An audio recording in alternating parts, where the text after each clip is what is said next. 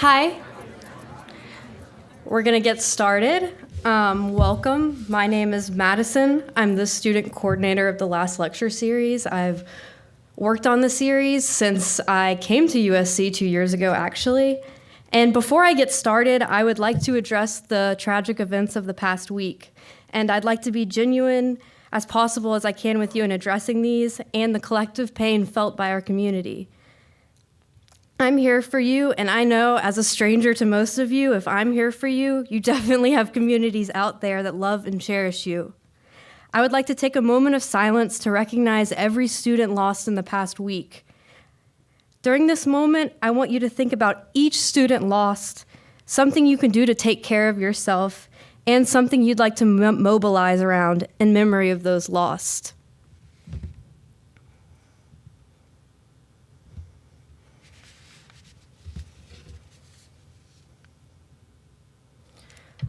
Moving forward, the last lecture series was started in 1999 and is sponsored by Scholars United, the student group of the top scholar community. Students nominate faculty members they would like to see present a lecture, as if it were the last ever given. Nominations are accepted in writing and by emailing the last lecture series email. We'll follow up this event shortly with an email encouraging you to nominate your favorite professors. The first last lecture was given in the fall of 1999, which was just a few months after I was born, and has been running every year since. There have been 106 lectures, including tonight, given by 96 different speakers, with some beloved faculty members giving a second lecture. Over these past 20 years, over 3,000 folks have been in attendance. But tonight will be the first time a lecture has ever been given by a university president, and we're so happy that you're here to witness it. Before we get to the man of the night, I'd like to thank Phi Beta Kappa for sponsoring this event and their continued support of the series. Angela Rogers, Phi Beta Kappa member and top scholar, will give us a brief overview of the Honor Society.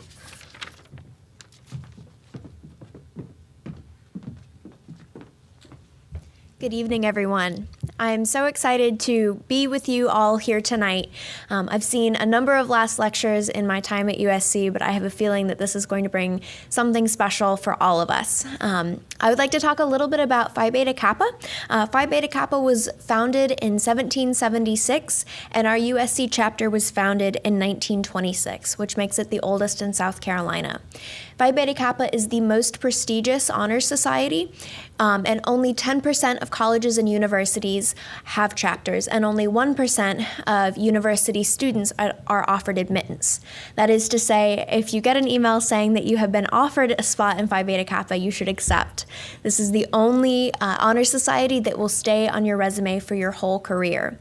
Among its distinguished members, there have been 17 past U.S. presidents, 38 Supreme Court justices, and other notable figures such as Nathaniel Hawthorne, Henry Kissinger, and Jeff Bezos. Our chapter is pleased to sponsor this opportunity to learn from the president as he shares his thoughts and wisdom with us this evening. Thank you so much.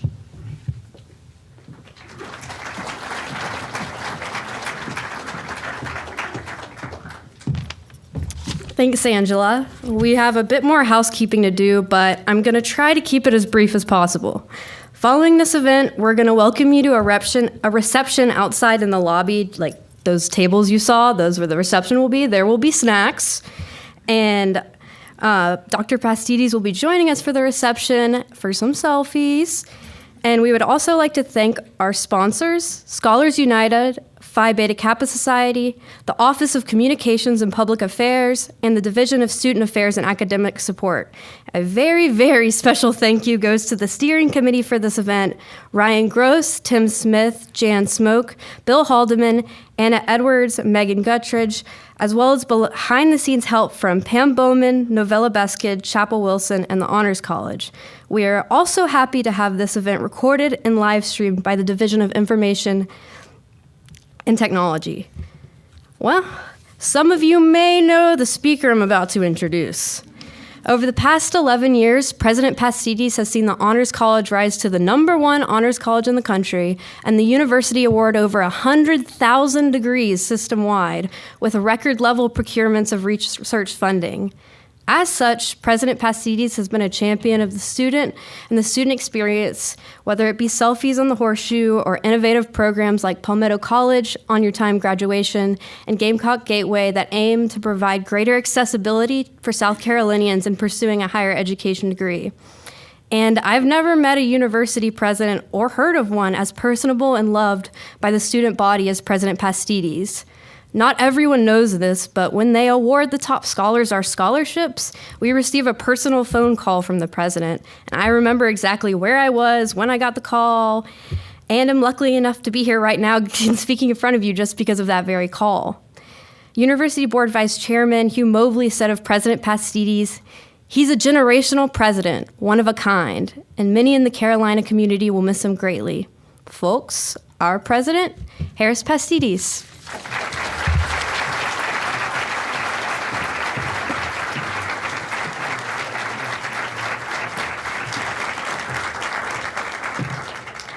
Well, how do you follow that introduction? Thank you, Madison. Thank you, Angela. Thank you, Phi Beta Kappa, Scholars United. I'm so pleased to be here with everyone tonight at the Russell House Theater, in the heart of our student union and in the heart of our university, to offer my last lecture. A special welcome to all trustees who are here, many colleagues who are here, friends who are here, Patricia, who I will call up a little bit later, all those joining us via live stream, but most especially to you, my students. I say especially because it's you, my students, who have made these 11 years so special. More than any other of my cherished responsibilities, it's my connection to you and to all students who came before you since 2008 that has been my most powerful motivator, the driver that's kept me waking up with energy and optimism and working to do all I can for you. This is called the last lecture, and certainly I'll offer some advice, but I could just as easily have spoken tonight about what I've learned from you. For example, I've learned that college is not all fun and games like the stereotype that many adults hold. I've learned that you've got lots of serious concerns about our world, especially about the decline in civility, the pressures on our environment, and what kind of world your children will find. I've learned that you've got many personal ups and downs, and that you really want and need access to our mental health counselors and other advisors on your time. I've learned from you that college affordability is not just a rhetorical issue, not just a political hot potato. It's a truth that affects your family's ability to pursue their happiness or not while they struggle to provide you an education. I've learned that you and American college students in general are the most open, tolerant, and inclusive generation ever to inhabit the planet. You are open to LGBTQIA+. You support free expression and religious freedom. And while there are exceptions to all of this, of course, know that there was far more resistance to these ideas in older generations like mine. And of course, I've learned how truly passionate you are, make that crazy you are, about the Gamecocks, everywhere, all of the time. Like me, you die with every dropped pass and missed free throw. And there have been many. But just like me, you somehow pick yourselves up and find a way to live another day, to cheer all over again for the Garnet and Black. Indeed, I've learned a lot from you. You've made me not only a better president, but a better person. I also want to thank you for the memories you provided me, storming the court, jumping in the Thomas Cooper Library fountain, dance marathon and relay for life, town halls and dive-in lunches, convocations and commencements. All of my most profound and everlasting memories were made with you, my students. Thank you sincerely for all of those and many, many more. As your president, I'm most proud of the fact that every decision I've ever made, every action I've taken over the last 3,898 days, but who's counting, has been about preparing you with the tools, the skills, and the attitude needed to build the future of your dreams. So tonight, and in the spirit of the last lecture, I'd like to offer you the wisdom that I would most like you to remember from me to you. But it was hard for me to consolidate the things I chose to say tonight because I've offered you many small bits of wisdom or advice along the way. In U101 sections where I often spoke about leadership, in meetings with SGA leaders, Pan-Hellenic and interfraternity councils, university ambassadors, multicultural student organizations, Student Athletic Advisory Council, President Student Advisory Council, with Capstone, Maxi, Honors College groups, through our diversity and inclusion lunches, and in many more casual settings like the Horseshoe and at tailgates, of course. I don't know how much wisdom was imparted at the tailgates, if any, while high-fiving and taking selfies, but they were plenty of fun. One of my favorite ways to offer you wisdom was to let you know that I cared about you through my e-blasts. I became quite nostalgic in reading them again to prepare for tonight, over 40 of them in all. They reminded me of the specific issues that led to me wanting to reach out to you. There were horrific shootings at churches and synagogues. There were some very sad moments involving student safety that led me to urge you, as if I were your dad, to take care of yourself, to go out in groups, and to ask your rideshare driver, "What's my name?" There were all too many floods and hurricanes where I told you what my leadership team was thinking and planning pretty much in real time. There were deliriously happy World Series and Final Fours and bowl games where I couldn't contain my joy, so I let my keyboard overflow with giddiness. Sometimes I was just downright silly. There were spring breaks and summer vacations that prompted me to advise you about being both productive and happy at the same time, to work hard and play hard, to fall in love if you were so inclined, and to take time to talk with your families about yourself and your life here at Carolina. There were Thanksgivings when I merely wished you to find the joy in simple things like good food, family, and serving others, the basic things that form the memories that we, all of us, cling to for our whole lives. I even held a contest to ask you how we could make the university a better place, and we were swamped with great ideas. Thank you for those. I won't be offering a lot of advice to my successor, but if asked, I will tell them that communicating with our students clearly and often, genuinely and authentically is essential. It's a key to their success and also to the university's success.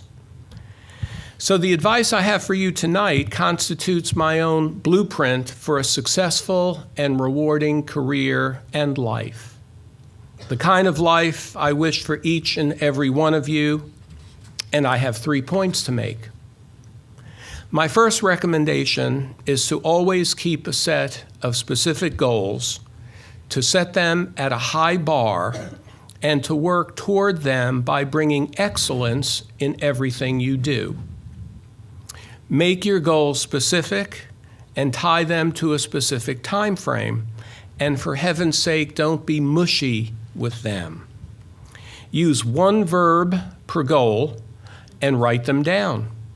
Being happy is not a goal. Achieving something that will make you happy is. Set your goals high. Allow yourself to dream and measure success not by whether or not you achieve them completely, but give yourself credit for getting close to a goal that was set with a very high bar.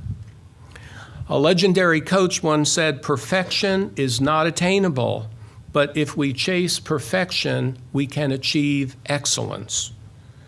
I'm far from perfect, but I hope that people would say that I brought excellence to the things I did in my career. Children often say they want to be president of the United States. It's only when they start to lose self-confidence that they choose lower goals. Many of you have asked me, how did a biology major become president of my university? I'll confess to you that was never my specific goal early in my career. My goals were all proximal. They were 3 or 5 year goals. They had to do with my career as a scientist and as a professor, but they were really very high goals, and I worked really hard at being really good. And I didn't say I was really good, I said I worked really hard at being really good. And by doing the best I could at what I was doing, people took note and offered me increasing opportunities for advancement. I progressed up my professional ladder not because I coveted the next position, but because I was doing very well at the rung of the ladder that I was on. I strove to be an excellent teacher and scientist. I strove to be an excellent department chair. I strove to be an excellent dean. I tried to be an excellent vice president, and I still strive to be an excellent president. Grand opportunity will come your way.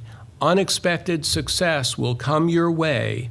Your path will be exactly like mine if you work at being the very best you can be at whatever you're doing. So how can you be the very best? Sounds good, right? Be the very best, he told me. Well, start with meticulous preparation. I can tell you from a sorry experience of mine that I learned this the hard way and never forgot the lesson. Once in the early part of my career, I was invited to give a presentation in Oslo, Norway. I recommend Oslo to you if you can ever go. It was on a topic right down my alley, but I underestimated the preparedness and qualifications of my audience. I was too busy to prepare adequately. It showed, and I was embarrassed. That never happened to me again, and I don't want that to ever happen to you. Be prepared or even over-prepared if you must.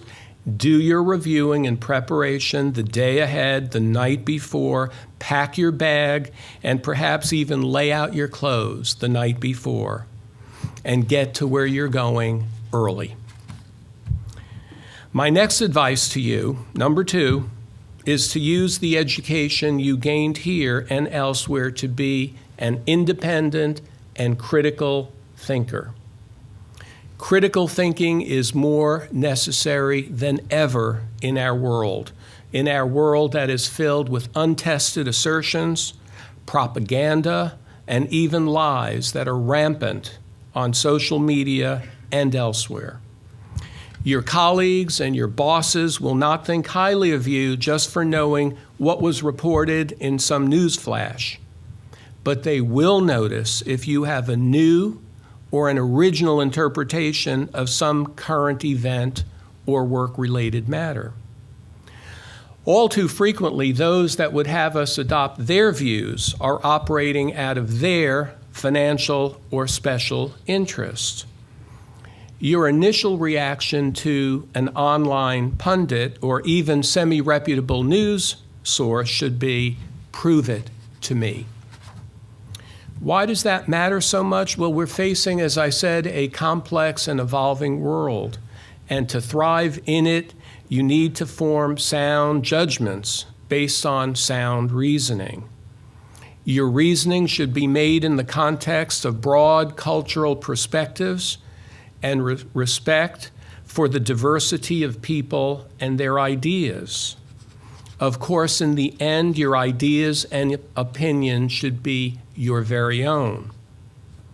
Critical thinking is taught here in the Carolina Core and requires the following of us: that we clearly conceptualize and articulate questions, that we gather and interpret relevant information, that we distinguish diverse points of view, and that we add our personal insight, and that we present reasonable and effective viewpoints.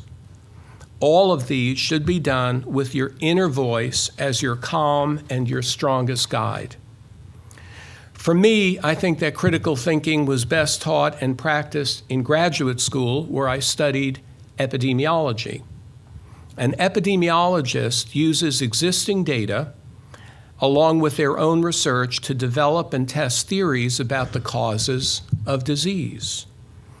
The specific tools of my trade involve lots of reading and critical review of the literature, statistical analysis, and careful interpretation to separate correlation from causation.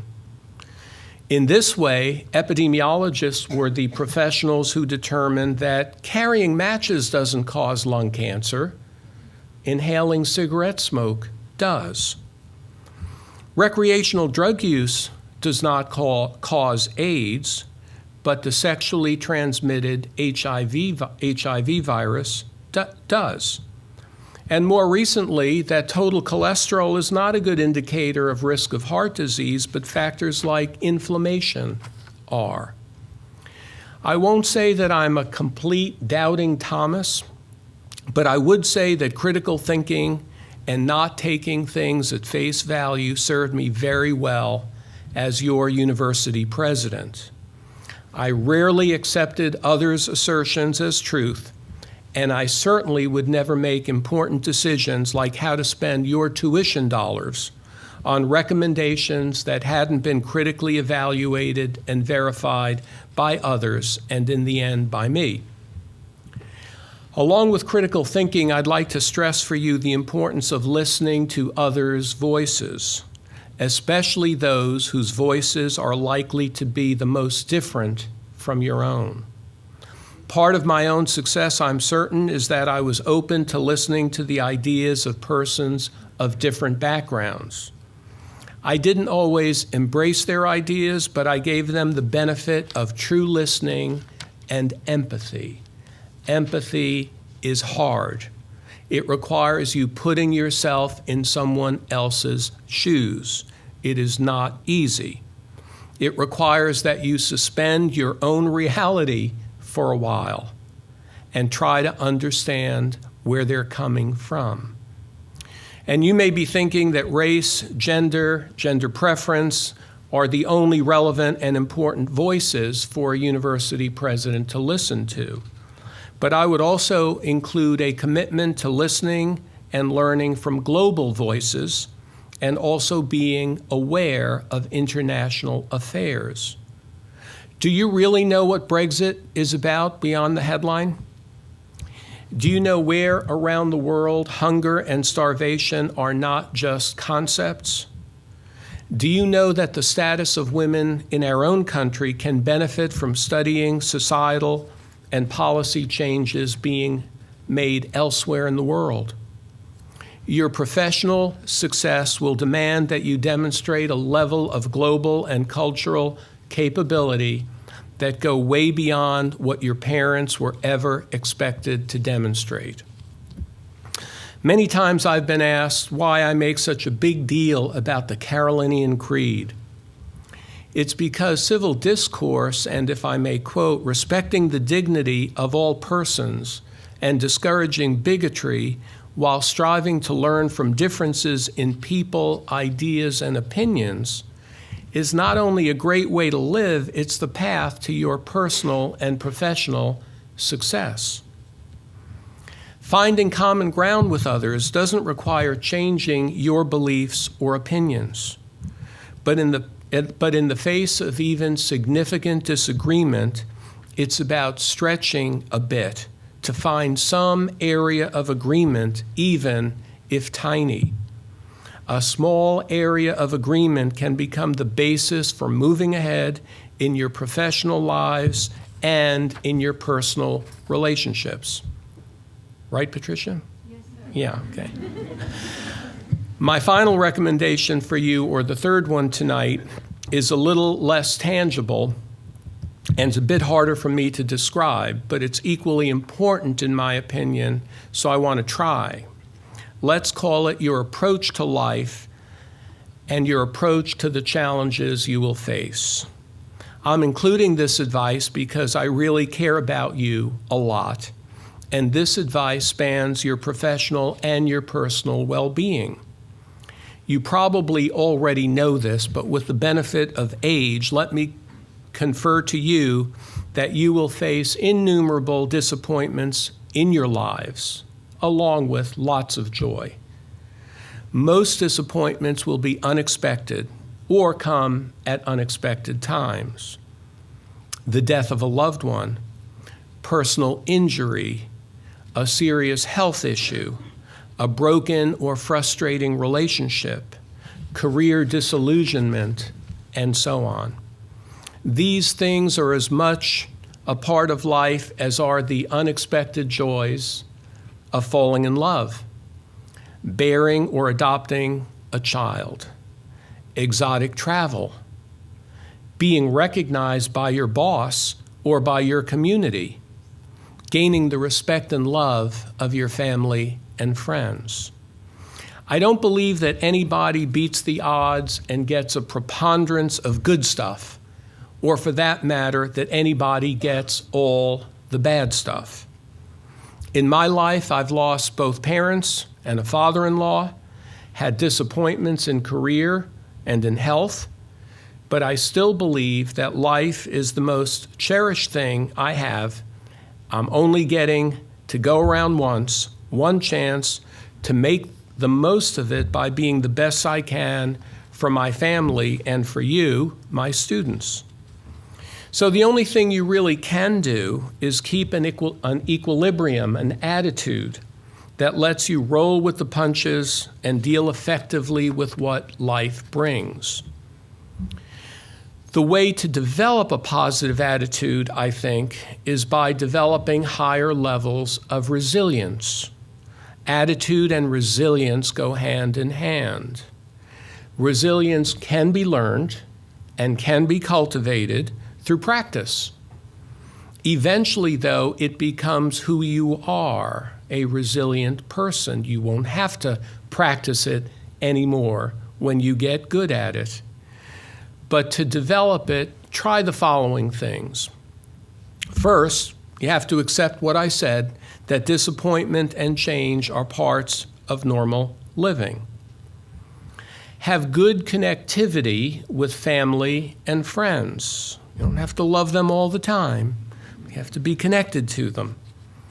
I know it's hard to share your personal troubles with others. Sometimes it's exactly the people you love that you find it hardest to share with, but you need a large group of family and friends that can listen to you and share your burden. It will also encourage them, by the way, encourage them to share their burdens with you. It works both ways. Number two, try to take decisive actions. Don't linger forever over what to do in the face of a problem. You all do that because my own children do that. Weeks and weeks and weeks of what should I do? If you can't decide between two approaches, it probably means that they're going to result in closeness in the outcome anyway, if you can't decide. So get off the dime and move on. Limit the time you spend and waste worrying by being more decisive.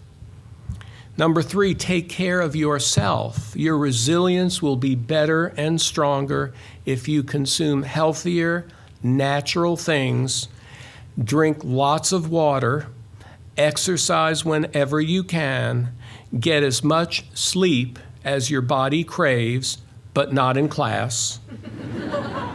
Tired people are not resilient people. And finally, engage in self discovery. Get to know yourself better through each disappointment.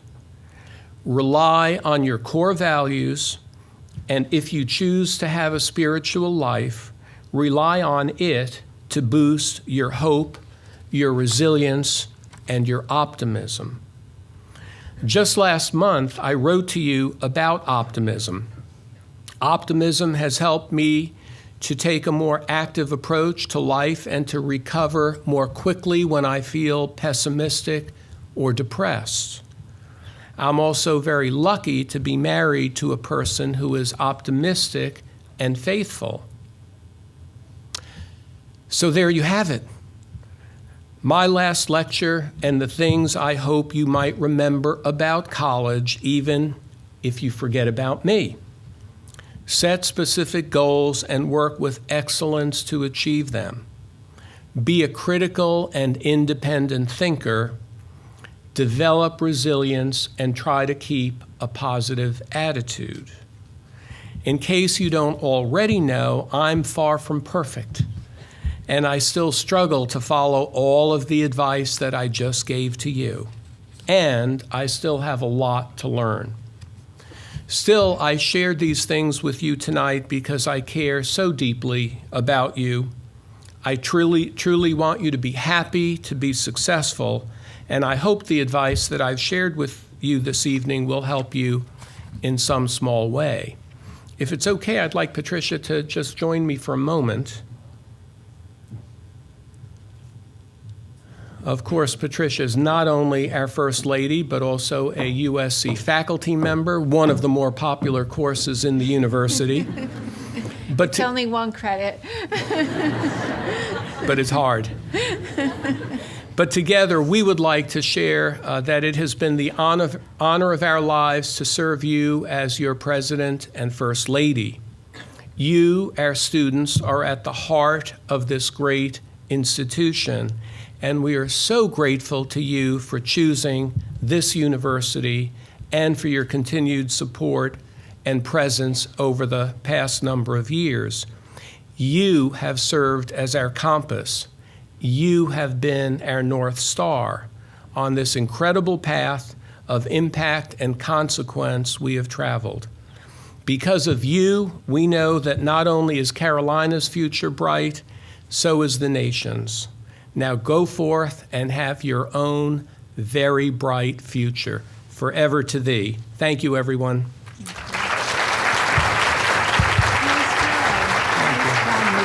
Thank you. Thank you. Thank you. Any questions?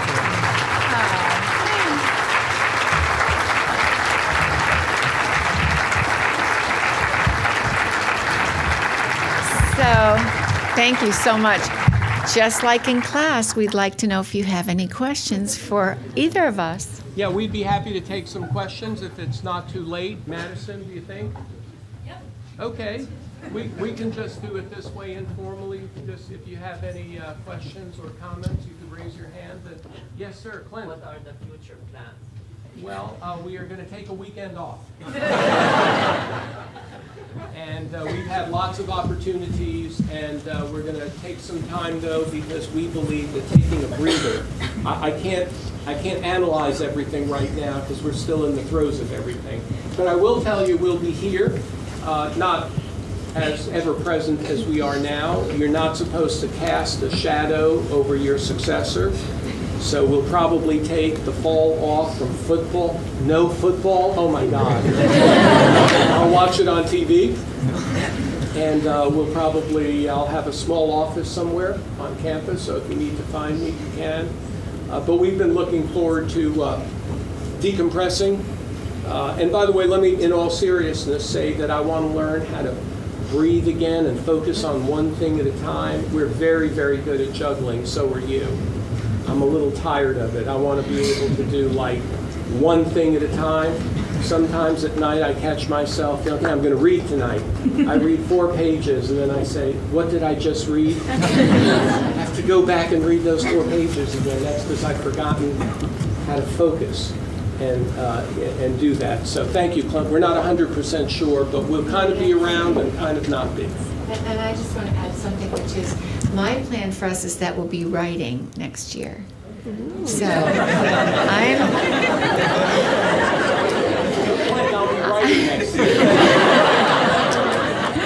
I'm kind of interested in fiction and poetry, and I think that the president has a lot of good communication skills to impart on maybe other presidents. So that's my plan for him. Thank you. Yes, ma'am. Anybody else? Oh, come on. You've never been shy before. Yes, Jennifer.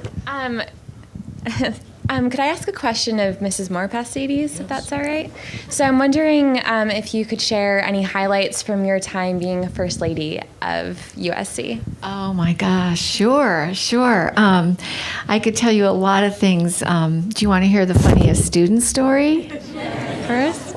I'll tell you my funniest student story. I came out onto the back porch of the president's house where we come out the kitchen door, and it's raised up because trucks bring food in there, So when I come out that door, I'm kind of standing above the parking enclosure. So I came out one afternoon standing up high, and I looked down and I saw a young man relieving himself on my herb garden. So I said, "What do you think you're doing?" And he turned around and then zipped up, and I said, "You stay right there." And I came running down the steps, and I said, "What's your name?" And he gave me this name, which was like John Smith or something, and I thought, sure. And I said, "What do you think you're doing?" And he said, "I'm so sorry." He said, "I didn't know anyone lived here." I said, "This is the president's house." And I said, "That is my herb garden." And he said, "Oh, I really didn't know this was a residence." And I said, "So you think it's okay just to pee on any state property?" And I said, "What year are you?" And he said he was a fifth-year senior, which made it even worse because I said, "You're a fifth-year senior and you don't know where the public restrooms are on the Horseshoe? Please." So we had a little bantering back and forth, and then I was on my way out, so I left him. But then I wanted to find out if he really had given me his true name, and so I sort of put the feelers out, and we also have cameras, all around the president's house. So guess what? He was caught on camera. So that he went to student judiciary, and he really couldn't deny it because there he was on camera. So he admitted it, and then they called me and they said, "Well, Mrs. Pastides, what should we give him for a punishment? Do you think we should have him clean toilets?" And I said, "Well, what he did wasn't vindictive. It was just plain old-fashioned dumb. So I don't think he really has to have a punishment like cleaning toilets, but I would like a letter of apology."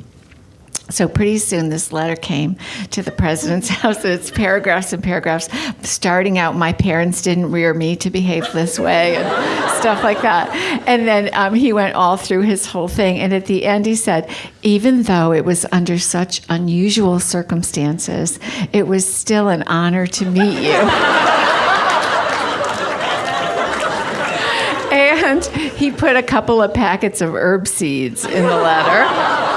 So one of the things that I thought was really important to do when we moved into the president's house was to save the correspondence, because I thought someday somebody's going to want to look back at the archives and see what was happening during the Pastides era, and now they'll find his letter in the archives. So, is that young man here tonight? No, don't. Don't tell us if you are. I doubt it. That would make him like a seventh-year senior. He might be here. We'll see.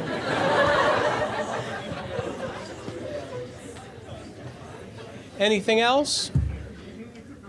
Yes, in the back. How do you feel about the rising costs of higher education, and has that opinion changed during your time as university president? Well, no, it's never changed. I've always been, against it, of course. And this year we have a real opportunity in the South Carolina General Assembly to get recurring money for the first time in my 11 years at the university, or as a professor said today, because you're leaving, but I hope that's not the case. They blamed you for the cuts. Yeah. But, and so with that, I am so hopeful if they give us some new money and they cover the mandates that, things keep going up, that you'll be able to have something really to be happy about next year. So out of control costs, but public higher education appears to be, maybe for a while it seemed to be not a real public good or a public interest, so we got to get back on track with that. I just wanted to add, just in case you didn't know, that when Harris started as president in 2008, about 25% of our budget came from the state, right? And in about a year and a half, that was cut to below 10%, and we've never recovered it. So that's really one of the reasons why there's always a tuition increase, because the state support is really lacking. Anything else for the good of the order? I know we have refreshments out there, but we don't need to belabor it. Yes? I never got a call from you. Oh my gosh, you're the one. Well, I always left. Either always got through or left voicemails, but you didn't even get a voicemail? Oh. I'm taking selfie. Give me your number. I'll call you tomorrow. By the way, I got to tell you this funny story. When Vice President Biden was here as a commencement speaker, how many years ago, Canny? 2014. 2014, thank you, CJ, in 2014, and people were meeting him, and one of our trustees said, here's my wife, my daughter, shook hands, and my son Trey's on a field trip. He wanted to meet you, but he couldn't. And Vice President said, Trey wanted to meet me? Well, yes, sir, you're the Vice President of the United States. He said, well, where is he? Well, he can't be. Give me his number. So Mr. War gave Vice President Biden, he thought it was a silly thing to do. He wrote Trey's phone number down. Trey must have been 11. And sure enough, on the way home from the commencement on Air Force Two, Trey gets a call. Hello, Trey, this is Joe Biden. Vice President Biden, Trey comes home. He said, Dad, I got a prank phone call today. But here's the postscript. The Vice President comes back a year later. He remembers about Trey. He calls Trey. Trey comes to the airport. He gets a tour of Air Force Two, and they took their picture together. So great. One more, or are we good? Yes, sir. What year are you in? 77. Okay. I was wondering if you had a favorite student story like your wife has. Well, let me say that when the statue to Asia Wilson is mounted, I'm coming back for that. But I do remember, I can't, the Final Four we had, look, football's amazing, the World Series, but those two Final Fours, when we were shuttling between Columbia and Greenville and New York City and California, Stockton and Phoenix and Dallas and Phoenix and Dallas and Phoenix and Dallas. And then to come home and see the students in the fountain. And they were all chanting, cancel class, cancel class. And I had a moment there, but I knew the provost would be very unhappy with me. And so I said, I'm going home. But there were far too many really to remember. Great joys, great sorrow, great heartbreak, but that's what your lives are like too, and that's what the life of a university president will be. Give the neck. Yes. Okay. Yes. I was going to ask, who's been somebody that's been really impactful in your life, and why was that? Something or somebody? Somebody in your life that's been like very impactful, that like maybe, I don't know, mentored you or something like that. I mean, yeah. Of course, and I'm going to be doing a lot of writing next year too, I know. Well, I know, truly, Patricia is my partner, friend, best friend, wife, lover. But if I had to go beyond her, it was probably my dissertation advisor, Dr. Kelsey, Jennifer Kelsey, who held me back a year I was at Yale. I thought I was done. I had accepted a professor's job, and there was a hitch in the dissertation, in the material. And I went in and said, Dr. Kelsey, this is a learning experience. I've learned a lot from this. And she said, we have a responsibility to the profession to get our work published in the very best place. And I said, I don't think I'm going to finish then. And she said, take the weekend.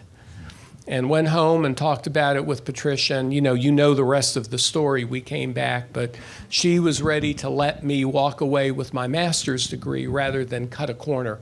And I think that had a great impact on me. It was painful. It was absolutely painful. I mean, may I say I hated her for that weekend? She's a good friend of ours now, by the way, but the point is I learned a lot about her obligation to her profession was in fact more important than whether I got a PhD or not. So I'll always remember that and learned a lot from that.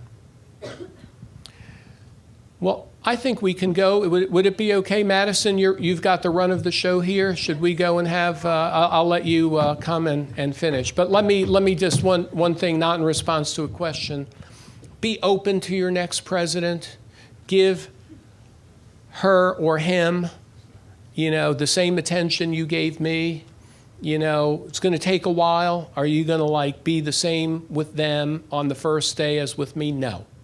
But it's good for the university that you have a great relationship with your president, so give them the benefit of the doubt, get to know them, and I have a feeling this university is going to be even better in the decade ahead. So thank you again, everybody. Thank you.